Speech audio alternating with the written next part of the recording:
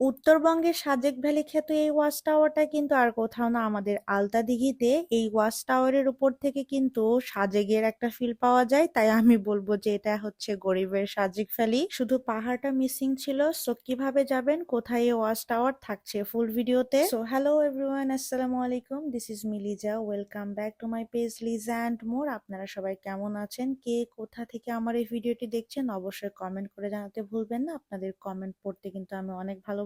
কথা বলতে বলতে আমরা কিন্তু অলরেডি ঢুকে পড়েছি আলতা দিঘিতে। আলতা দিঘিতে যাওয়ার পথে কিন্তু রাস্তার দুপাশে এরকম শালবন এবং ঝাউ বাগান আপনারা দেখতে পাবেন। 2017 সালে একবার এসেছিলাম, তো আলতা দিঘিতে ঢোকার পরে একটা কাকাকে জিজ্ঞেস করলাম যে ওয়াচ টাওয়ারটা কোন দিকে, তো আমাদেরকে একদম উল্টা দিকে দেখিয়ে দিয়েছে। ওয়াচ টাওয়ারটা ওই দূরে, আমরা চলে এসেছি এই পাশে গাড়ি নিয়ে। তো এখান থেকে হাঁটতে হাঁটতে চলে যাব ওই পাশটাতে। এই পাশটা যে খালি দেখতে পাচ্ছেন, এগুলোতে কিন্তু একদম অনেক অনেক গাছ ছিল যেগুলো কেটে